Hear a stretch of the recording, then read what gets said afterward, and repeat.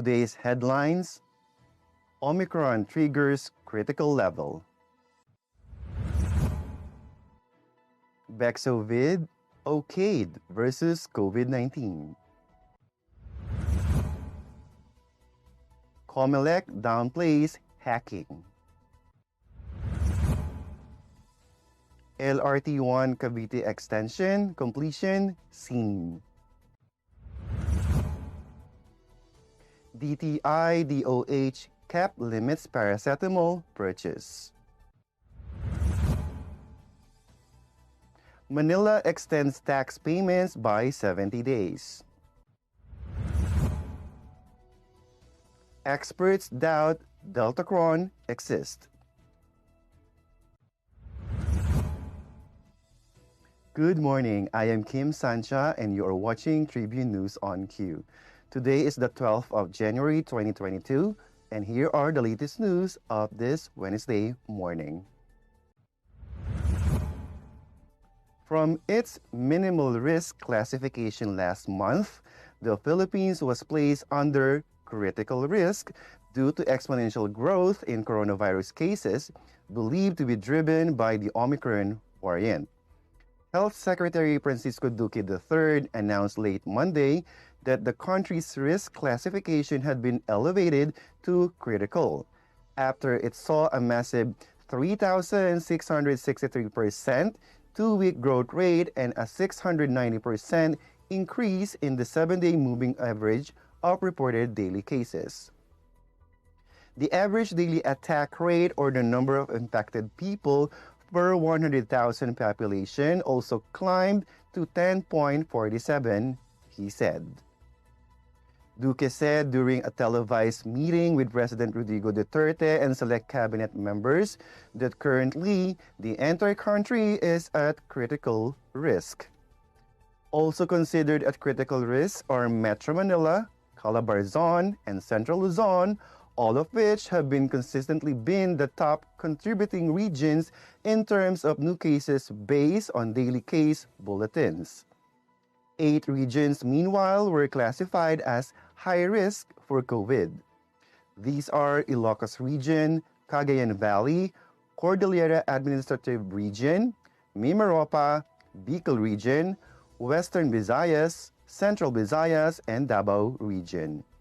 Eastern Visayas, Caraga, Northern Mindanao, Soc-Sargen, and the Bangsamoro Autonomous Region in Muslim Mindanao were deemed moderate risk, according to Duque. Zamboanga Peninsula was the sole region tagged as low risk amid the pandemic. In December last year, the entire country was put under minimal risk following a steady decline in COVID-19 cases. The escalation of regional classifications came at a time when the highly contagious Omicron variant emerged as the dominant virus type in the latest whole genome sequencing run conducted by local experts. Duque noted that 29 out of the 48 virus samples tested were of the Omicron variant, which accounts for 60% of the total number of specimens. On the other hand, 18 samples were of the Delta variant.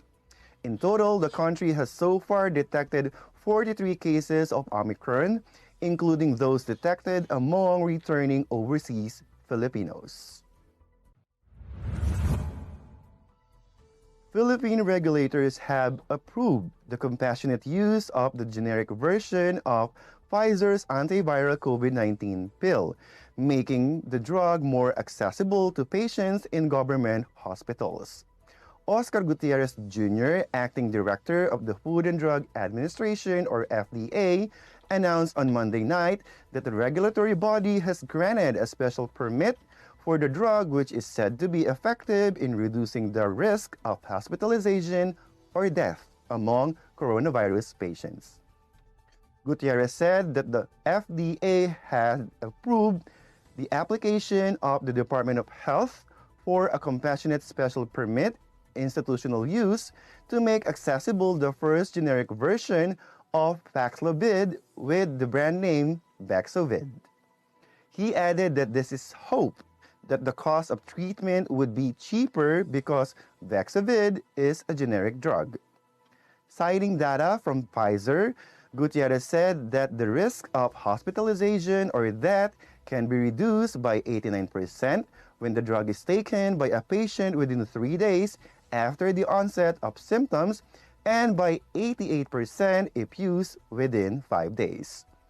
The drug may be administered to individuals aged 12 or older as 2 tablets taken twice a day for 5 days. The FDA chief said that Bexovid is made by Beximco Farm Incorporated and will be distributed in the Philippines by BioCare Life Science.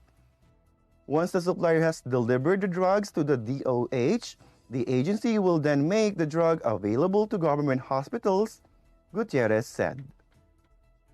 The approval came at a time when the country was battling an exponential growth in COVID-19 infections and an increase in hospital admissions.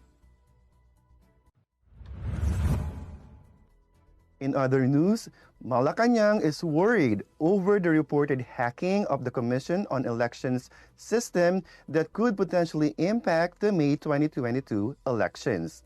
In a media conference on Tuesday, Cabinet Secretary Carlo Nograles said the government is concerned over the purported incident that the poll body is still validating. The official said the executive branch will wait for the COMELEC's official statement regarding the incident. He did not elaborate on the palace's next course of action. The issue stemmed from a report that an unnamed group of hackers had breached the COMELEC servers on Saturday and allegedly downloaded more than 60 gigabytes of data. These supposedly included usernames and pins of vote-counting machines that will be used in this year's elections. The COMELEC said on Monday that it is still validating the report as it acknowledged that it could potentially damage the credibility of the elections. COMELEC spokesperson James Jimenez assured the public that the poll body stands ready to pursue all available remedies against those who either deliberately or otherwise undermine the integrity of the electoral process. Jimenez said that such information still does not exist in COMELEC systems simply because the configuration files, which includes usernames and pins, have not yet been completed, and this calls into question the veracity of the hacking claim. Tribune News on Q will be back after these reminders. Botomoto Halalan 2022, the Daily Tribune special coverage. Si Harry Roque ang pinakamagaling na spokesman, kaya inggit sa kanya ang oposisyon. Tama lang na ipinaglaban ko ang balik trabaho para bumalik ang kita ng mga nagtatrabaho at naghahanap buhay. Hindi pwedeng magutom ang pamilya. Dapat lang po ingat buhay para sa hanap buhay. Basta trabaho, kita at hanap buhay ang nakataya. Nasa harap niyo po ako. Ibigay natin ang tudong suporta kay Harry. Botomoto Halalan 2022, the Daily Tribune special coverage.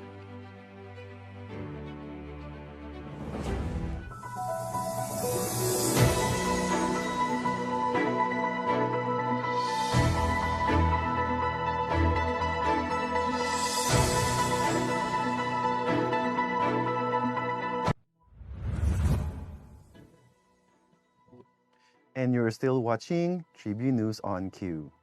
The Department of Transportation reported on Thursday that the overall progress rate of the Light Railway Transit 1 Cavite Extension Project has reached 61.60% as of last November. Once completed, said the DOTR in a media statement, this extension is expected to reduce travel time between Baclaran and Bacoor, Cavite to just 25 minutes, from 1 hour and 10 minutes, and increase LRT-1's capacity from 500,000 to 800,000 passengers daily. The department said that after almost 20 years of delay, The project is now nearing completion after first being approved on the 25th of August 2000 by the National Economic and Development Authority Investment Coordination Committee, or NEDA-ICC. It was first given a budget by Congress in 2007 for right-of-way acquisition. However, as of June 2016, not a single post has been built and not a single train has even been, the department said. The statement said that 0% of the required right-of-way has been certified free and clear by the project's independent consultant, a dismay status, considering that Congress gave budget for this as early as 2007.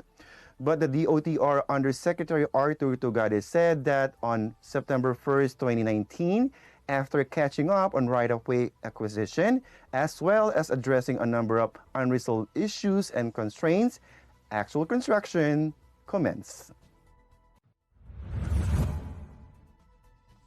The purchase of paracetamol will be capped as demand for flu medicine continues to surge amid the supersonic spread of the Omicron variant in the Philippines.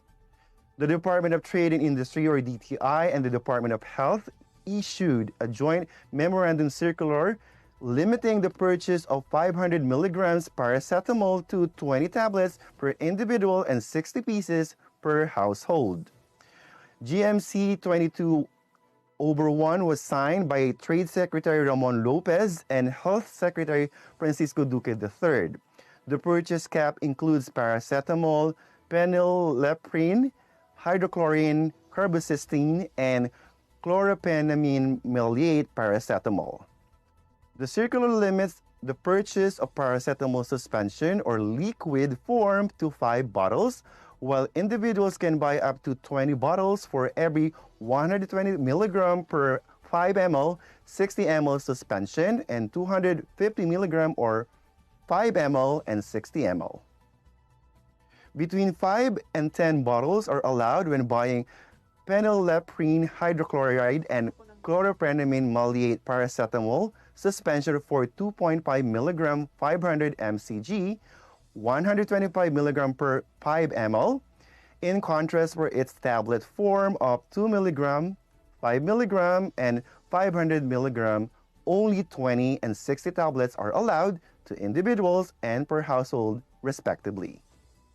Up to 20 capsules of carbocysteine 500 milligram are allowed per individual and 60 per household. Between 5 and 10 bottles and household for 500 milligram per 5 ml, 60 ml suspension, and 5 and 10 bottles for 200 milligram per 5 ml, 60 ml suspension for individual and household, respectively. The JMC took effect on December 10, 2021, but was released only recently. Violators will be liable under the pertinent and applicable provisions under Price Act, Consumer Act of the Philippines, and other relevant laws, rules, and regulations. The circular will remain in effect until the DOH declares the supply stability of the subject medicines. The City of Manila has extended the deadline for the renewal of business permits and payment of obligations 70 days from its deadline of 20 January. Manila Mayor Francisco Isko Moreno Domagoso said that the rise in cases of COVID-19 infection, while throngs of people pay taxes at the City Hall, rose a challenge to us. That's why the extension should help them avoid crowds when settling their taxes. City Council Resolution 289 was pushed to put the 70-day extension in effect. Business Permit Chief Levi Facundo was told to make the necessary adjustments, saying he would want to encourage more investors to do business in the City of Manila, but overcrowding should be avoided when payment is made. Facundo said all penalties, interests, and surcharges are automatically waived for those who will pay beyond January 20th. Tribune News on Q will be back after these reminders. Boto mo to, Halalan 2022, the Daily Tribune special coverage.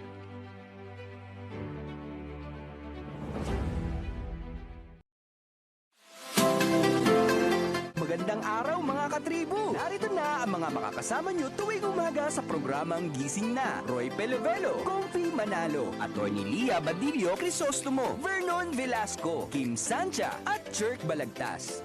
Abangan ang programang Gising Na mula alas 8 hanggang alas 9 ng umaga sa Facebook page ng Daily Tribune. Ilabas na ang mainit na kape at samahan kami sa inyong pag-almusal, mga katribo. Sama-sama natin alamin ang mga natatagong istorya sa mga latest na kaganapan sa loob at labas ng bansa. Simulan natin ang bawat umaga with good vibes sa mga informative and recreational segments ng aming programa. Maaari niyo rin ibahagi sa amin ang inyong opinion via Daily Tribune Facebook page at Tribune Now sa YouTube. Makichika na rin sa latest showbiz happenings, mga katribo. Kaya naman, magkita-kita po tayo mula Lunes hanggang Biyernes, alas 8 hanggang alas 9 ng umaga at magsama-sama po tayo sa Gising Na! With Globe, our steps can lead us to millions of doors opening, millions of paths unfolding, and millions of reasons to keep going. Now's the time to be with the network that gets better every day for you. Mga katribu, tara na't makiisa at matuto sa mga public service programs hatid ng Kalingang Katribu.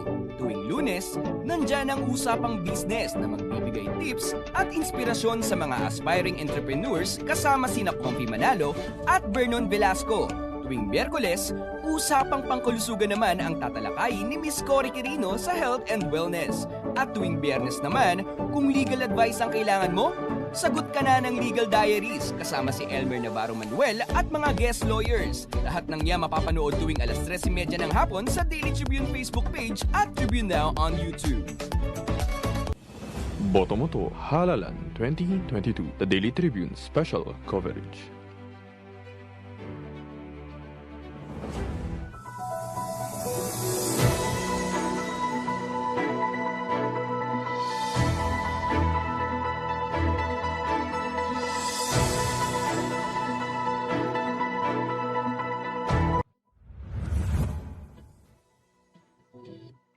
You are still watching Tribune News on Q. Experts said Monday that an alleged hybrid coronavirus mutation dubbed Deltacron, reportedly discovered in a Cyprus lab, is most likely the result of a lab contamination and not a new worrying variant. Cypriot media reported the discovery Saturday, describing it as having the genetic background of the Delta variant along with some of the mutations of Omicron. While it is possible for coronaviruses to genetically combine, it is rare, and scientists analyzing the discovery of so-called Deltacron say it is unlikely. Tom Peacock, a virologist with the Infectious Diseases Department at Imperial College London, tweeted that the Cypriot Deltacron sequences reported by several large media outlets look to be quite clearly contamination. Jeffrey Barrett, the head of the COVID-19 Genomics Initiative at Britain's Wellcome Sanger Institute, said the alleged mutations are located on a part of the genome that is vulnerable to an error in certain sequencing procedures. Scientists are eager to battle a deluge of disinformation about COVID-19, much of it circulating online. Last week, unverified reports emerged of a flurona or fluron virus circulating, a combination of the flu and the coronavirus, which the World Health Organization dismissed Monday. While people can suffer from influenza and coronavirus at the same time, the two viruses cannot combine. In contrast to new variants of COVID-19 such as Omicron, which greatly impact the course of the pandemic, cases of simultaneous infection of the flu and coronavirus are nothing new. Since the start of the pandemic, the coronavirus has given rise to dozens of variants, 4 of which have been designated of concern by the World Health Organization: Alpha, Beta, Delta, and Omicron. That wraps up the stories this morning. Before we go, we would like to thank the following: the SM Store, Araneta City, the Department of Tourism, MG Motors, Haina Motors, Security Bank, and Overseas Community Affairs Council member Alan Lin of Republic of China for their continued support. Again, this is Kim Sancha and you are watching Tribune News on Q. Stay safe, stay healthy, and stay at home. Good morning. Catch the latest news on our website, tribune.net.ph. Follow us on Facebook, Twitter, and Instagram. Subscribe to our YouTube channel, Tribune Now. Download the Daily Tribune app on Apple Store for iOS and Google Play for Android to get the latest and most comprehensive news online. Daily Tribune invites you to join its Viber community, Katribu, to get updates on the hottest news on politics, business, sports, lifestyle, and entertainment. Emoticons of the Tribune mascot Tarsito are available on our community Viber.